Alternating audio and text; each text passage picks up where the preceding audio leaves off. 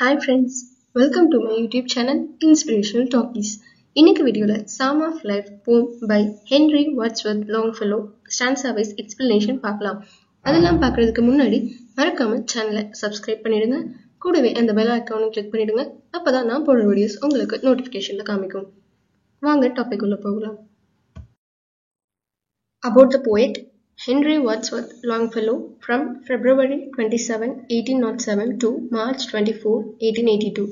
And இவர் ஒரு American poet and educator and இவரோட works like Paul Revere's Ride, The Song of Hiawatha and Evangeline, Dante Alighieri's Divine Comedy இவர் தான் translate பண்ணியிருக்காரு and first American to translate that work, and he was one of the fireside poets from New England.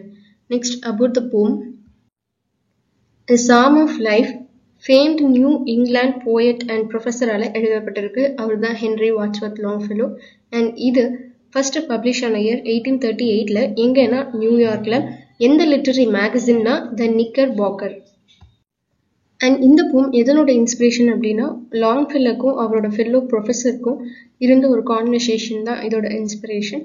And இந்த போம் வந்து எப்படி frame பண்ணியிருக்காங்க அப்படின்னா ஒரு ஹார்ட் ஆஃப் அ யங் மேனுக்கும் ஒரு சாமிஸ்ட்க்கும் நடந்த ஒரு ஸ்பீச்சை தான் இவர் ஒரு போமா ஃப்ரேம் பண்ணியிருக்காரு. ஸோ இது வந்து ஒரு ட்ராமாட்டிக் மோனோலாக் அப்படின்னு சொல்றாங்க. போம் பார்க்கலாம். Tell me not in mournful numbers, life is but an empty dream. For the soul is dead that slumbers, and things are not what they seem. And இந்த போம் ஃபுல்லாவே ஆத்தர் ரீடர்ஸ்க்கு ஒரு குட் அட்வைஸை தான் கொடுக்குறாரு. அண்ட் இங்கே என்ன சொல்றாரு அப்படின்னா ரீடர்ஸை லைஃப் ஒரு பாசிட்டிவ் வியூவோட அப்ரோச் பண்ண சொல்றாரு. அண்ட் இப்படி லைஃப்ங்கிறது ஒரு எம்டி ட்ரீம்னு அவங்க வந்து கம்ப்ளைண்ட் பண்றதை நான் ஏத்துக்க மாட்டேன்னு சொல்றாரு. அண்ட் இந்த மாதிரி சாரஃபுல் சாங்ஸை நான் வந்து லிசன் பண்ண மாட்டேன். இப்படியெல்லாம் நான் வந்து கெட்ட கெட்ட விஷயங்களை அதாவது நெகட்டிவ் தாட்ஸை எனக்குள்ள நான் வாங்கிக்க மாட்டேன். இந்த பெசிமிஸ்ட் அதாவது நெகட்டிவ் விஷயங்களை வந்து பாடிட்டு இருக்காங்க. ஸோ இதுக்கெல்லாம் நான் வந்து செவி சாய்க்க மாட்டேன். எப்பயுமே பாசிட்டிவா இருக்கணும் அப்படின்னு சொல்றாரு. And next answer, life is real, life is earnest, and the grave is not its goal, thus thou art to dust returned, was not spoken of the soul. அதாவது அவரோட ஒப்பீனியன்ல லைஃப்ங்கிறது ஒரு ரியலான விஷயம்னு சொல்றாரு. அண்ட் இந்த வாழ்க்கையில அதாவது இறப்பு தான் அப்படிங்கிறது வந்து ஒரு கோலான வந்து நம்ம வச்சுக்க கூடாது. நம்மளோட ஹியூமன் சோல் வந்து அழியக்கூடாதது, இந்த உடல் தான் அழியக்கூடியது. ஹியூமன் சோல் இஸ் இம்மார்டல்னு சொல்றாரு. ஸோ இன்னைக்கு நடக்கிற விஷயங்களை வச்சு நம்ம லைஃபை வந்து தீர்மானிக்க கூடாது. சின்ன சின்ன விஷயங்களை சின்ன சின்ன கஷ்டங்களை அப்ப நடக்கிற கஷ்டங்களை வச்சு நாளைக்குங்கிற விஷயத்த தீர்மானிக்க கூடாது. ஸோ ஒரு டெம்பரரி ஜாய்ஸையும் சாரோஸையும் வச்சு லைஃபோட வேர்த்தை வந்து நம்ம வந்து எடை போடக்கூடாது. இன்னைக்கு இருக்க விஷயம் நாளைக்கு இருக்காது, இன்னைக்கு இல்லாத விஷயம் நாளைக்கு கிடைக்கவும் வாய்ப்பு இருக்கு. ஸோ இப்படியான லைஃபை நம்ம வந்து எந்த வகையிலையும் நம்ம தீர்மானிக்க கூடாது, எந்த வகையிலும் எடை போடக்கூடாதுன்னு சொல்றாரு. And next, not enjoyment and not sorrow is our destined end or way, but to act that each tomorrow find us farther than today.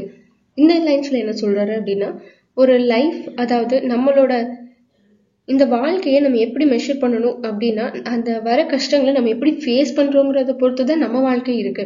So இப்படி கஷ்டங்கள் வந்தாலும் நம்ம லைஃப் வந்து எங்கேயும் நின்றக்கூடாது, எங்கேயும் தடைப்பற்றக்கூடாது. நம்ம ப்ராக்ரஸ் என்னைக்கும் நம்ம லைஃப்ல வந்து ஒரு ப்ராக்ரஸ் இருந்துகிட்டே இருக்கணும். நேற்றை விட இன்னைக்கு வந்து நம்ம ஒரு விஷயம் முன்னேறி தான் இருக்கணும், ஒரு விஷயத்த சாதிச்சிருக்கணும், இல்லைன்னா ஏதோ ஒரு விஷயத்த புதுசா கத்துருக்கணும். எப்பயுமே நேற்றை விட இன்னைக்கு வந்து பெட்டரா தான் இருக்கணும் அப்படின்னு சொல்றாங்க.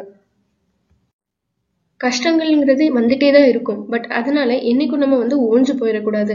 விடாம அதை நோக்கி வந்து நம்ம முன்னேறி சென்றுட்டே இருக்கணும்னு சொல்றாரு.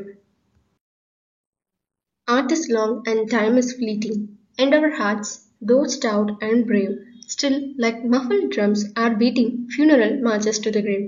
அண்ட் இந்த லைன்ஸ்ல ஆத்தர் என்ன சொல்றாங்க அப்படின்னா ஹியூமன் லைஃப்ங்கிறது வெரி ஷார்ட், ரொம்ப ஷார்ட் ஸ்பேன் தான். பட் அந்த ஒரு ஷார்ட் ஸ்பேன்லையும் நம்ம நிறைய விஷயங்களை அச்சீவ் பண்ணலாம்.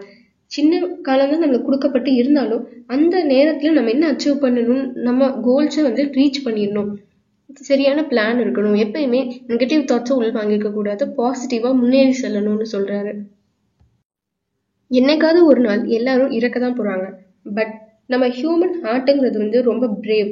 ஸோ அதை வந்து நம்ம அச்சீவ் பண்றதுக்காக யூஸ் பண்ணிக்கலாம், முன்னேறி செல்லலாம் அப்படின்னு சொல்றாரு. அண்ட் இங்கே இன்னொரு விஷயம் சொல்லியிருக்காரு என்னன்னா, நம்மளோட ஹார்ட் அந்த சத்தம் வந்து எப்படி இருக்கு அப்படின்னா ட்ரம்ஸ் மாதிரி இருக்கு. ஸோ அது வந்து எப்போ அப்படின்னா அந்த தப்பட்டை வந்து ஒருத்தவங்க இறக்கும் போது தான் அடிப்பாங்க. ஸோ ஒவ்வொரு தடவை இந்த ஹார்ட் வந்து பீட் ஆகும்போதும் அது வந்து நம்ம டெத்துக்கு க்ளோஸாக கொண்டு போகிற மாதிரி இருக்கு அப்படின்னு சொல்றாங்க. ஸோ தேர்ஃபோர் அது வந்து அப்படி இருந்தாலும் நம்ம ஃபியூனரலுக்கு அடிக்கிற சாங்காகவே இருந்தாலும் நம்ம அதையெல்லாம் வச்சு பார்க்கக்கூடாது, அதையெல்லாம் நம்ம உள்வாங்கிக்க கூடாதுன்னு சொல்றாரு.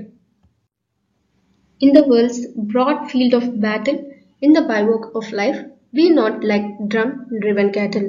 Be a hero in the strife. And இங்க ஆத்தர் வந்து வேர்ல்ட பேட்டில் ஃபீல்ட் கூட கம்பேர் பண்ணி சொல்றாரு. அண்ட் இந்த லைஃப்ங்கிறது வந்து எப்படின்னா ஒரு டெம்பரரி டென்ட் மாதிரி தான், கொஞ்ச காலம் தான் அப்படின்னு சொல்றாரு.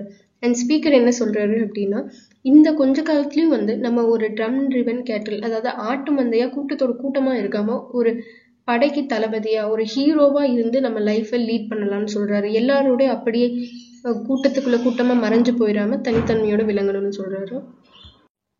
Trust no future, however pleasant, let the dead past bury its dead. Act in the living present, heart within and God overhead. என்ன சொல்றாருன்னா, ஃபியூச்சர் வந்து நம்ம ட்ரஸ்ட் பண்ணி நாளைக்குங்கிறத வந்து நம்ம என்னைக்கும் தள்ளி போடக்கூடாது, நாளைக்கு இது நடக்கும் அப்படின்னு ட்ரஸ்ட் பண்ணிட்டு இருக்கக்கூடாது, நம்ம இன்னைக்கு வாழணும். அண்ட் அதே மாதிரி பாஸ்ட் நினைச்சிட்டு நடந்த கஷ்டங்கள் அதை நினைச்சும் வந்து நம்ம வரி பண்ணிட்டே இருக்கக்கூடாது. இல்லை நேற்று இது நடந்துச்சு ஸோ இன்னைக்கு இப்படியே நம்மளுக்கு வந்து லக் இருக்கு இது நடந்துரும் அப்படின்ட்டு நம்பிட்டு இருக்கக்கூடாது.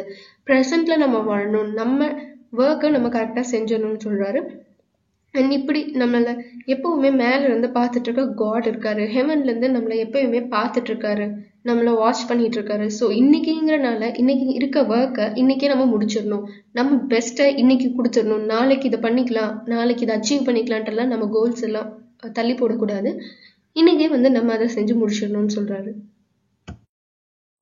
Lives of great men all remind us we can make our lives sublime, and departing leave behind us footprints on the sands of time.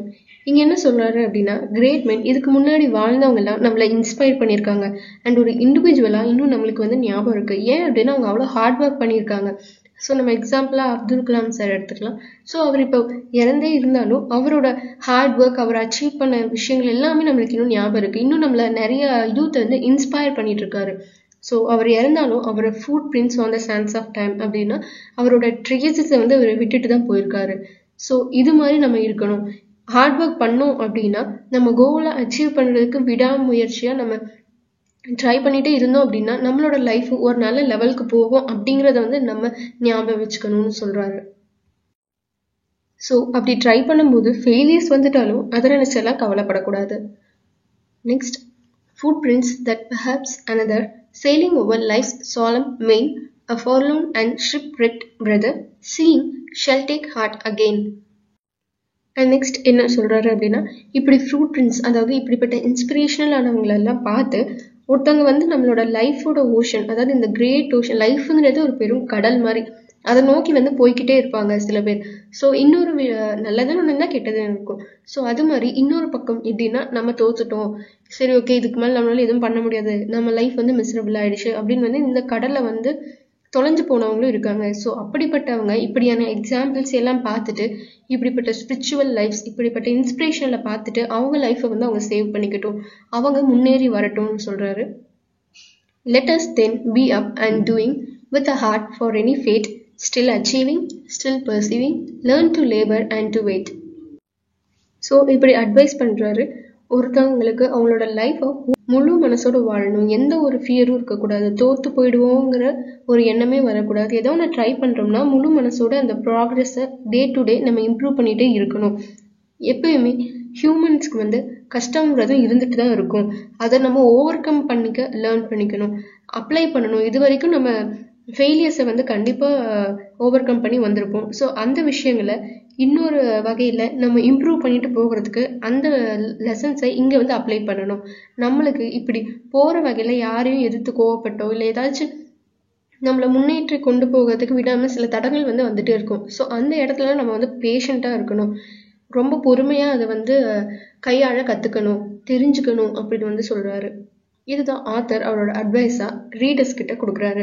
இப்படி கெட்ட விஷயங்கள், அதாவது நெகட்டிவ் தாட்ஸை பக்கத்துல இருந்து சொல்றதுக்கு நிறைய பேர் நம்மளை சுத்தி இருப்பாங்க, பெசிமிஸ்ட் மாதிரி. ஸோ அதைக்கெல்லாம் நம்ம வந்து காதில் வாங்கிக்க கூடாது, அதையெல்லாம் கேட்டுட்டு இருக்கக்கூடாது. முன்னே நம்மளோட கோல் என்னங்கிறத மட்டும் பார்த்துட்டு கடிவாளம் கட்டின குதிரை மாதிரி அதை நோக்கி போய்கிட்டு இருக்கணுங்கிறது தான் அவர் வந்து சொல்றாரு. தேங்க்ஸ் ஃபார் வாட்சிங். இந்த வீடியோ உங்களுக்கு யூஸ்ஃபுல்லாக இருக்கும்னு நம்புகிறேன். மறக்காமல் சேனலை சப்ஸ்கிரைப் பண்ணிடுங்க அண்ட் கூடவே உங்கள் ஃப்ரெண்ட்ஸ்க்கும் ஷேர் பண்ணுங்கள்.